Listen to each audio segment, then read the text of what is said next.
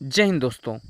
RPF constable परीक्षा 2024 के syllabus के लिए आज हम एक वीडियो लेकर आए हैं जिसमें आपको सारी चीज़ें बताई जाएंगी कि आप क्या पढ़ें ताकि आपका सिलेक्शन हो जाए।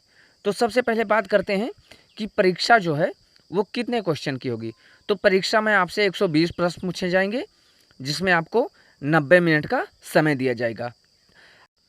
अब बात करते हैं दोस्तों कि किस विषय से कितने प्रश्न आते हैं। तो सामान्य ज्ञान से दोस्तों 50 प्रश्न, गणित से 35 प्रश्न व तर्क शक्ति से 35 प्रश्न आते हैं।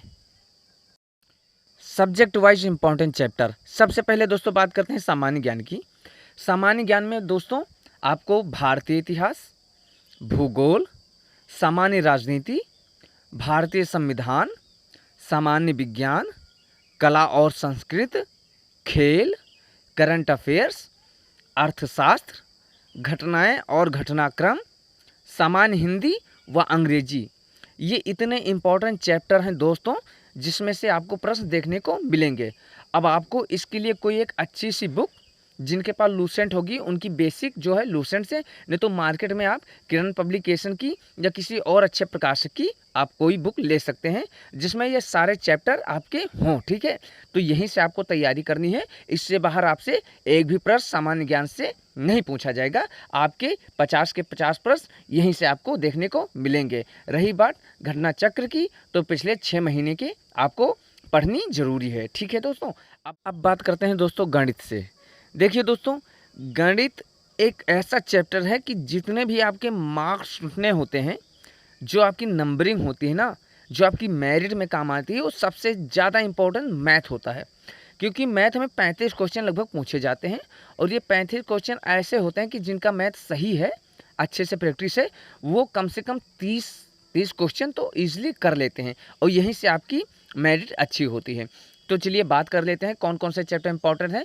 तो देखिए दोस्तों, चैप्टर तो एक दो चैप्टर और शामिल करने थे, लेकिन उनको शामिल करना इसलिए ज़रूरी नहीं कि अगर आपके इतने चैप्टर अच्छे से तैयार हैं तो उस टाइप के क्वेश्चन भी इस चैप्टर में लगभग शामिल हो जाते हैं, आप इजीली कर लोगे। तो सबसे पहले आपको संख्या पद्धति, एलसीएम और एचसीएफ, ठीक है, प्रतिशत, लाभ हानि, साधारण ब्याज, चक्रवृद्धि ब्याज, समय और कार्य, पाइप और टंकी, चाल, दूरी, समय, अनुपात और समानुपात, औसत, क्षेत्रमिति व दशमलव भिन्न, इतने चैप्टर इंपॉर्टेंट हैं जिनकी प्रैक्टिस आपको बहुत अच्छे से होनी चाहिए। यानी कि यहाँ से अगर कोई क्वेश्चन आए तो आप कर सकते हो। इसके लिए आपको मार्केट में बुक अवेलेबल है या फिर आपके पास से पहले से कोई बुक है जिसमें इतने सारे चैप्टर हैं, तो आप उसी से प्रैक्टिस कीजिए। कोई आपको अलग से बुक लेने की ज़रूरत नहीं है, बस आपके इतने चैप्टर अच्छे से तैयार होने चाहिए। अब चलिए बात करते हैं दोस्तों रीजनिंग के बारे में।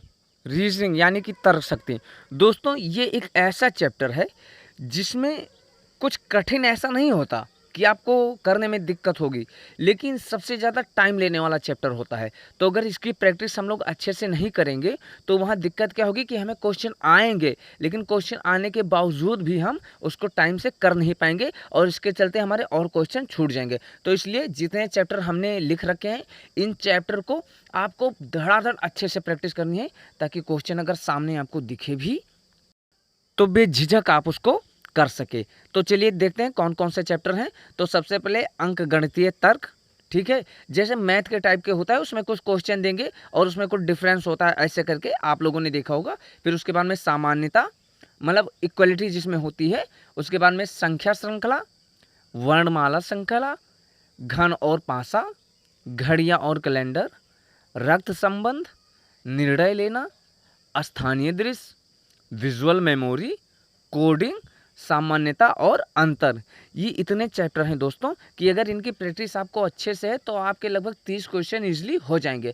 वो 4-5 क्वेश्चन ऐसे होते हैं जो आपको आएंगे, लेकिन दिक्कत क्या है, वो इतने टाइम लेंगे, आपको परेशान कर देंगे। ऐसे तो 4-5 क्वेश्चन आ जाते हैं, तो उन पे ध्यान नहीं देना है। सबसे पहले जो क्वेश्चन आपको आएंगे उनको फटाफट करके जाना है। बाद में अगर आपके पास समय बचता है तो आप उन क्वेश्चन को भी कर लेंगे। ठीक है, तो मुझे उम्मीद है आपको वीडियो अच्छी लगी होगी और फिर मिलते हैं फिर किसी अगले वीडियो में। तब तक के लिए जय हिंद।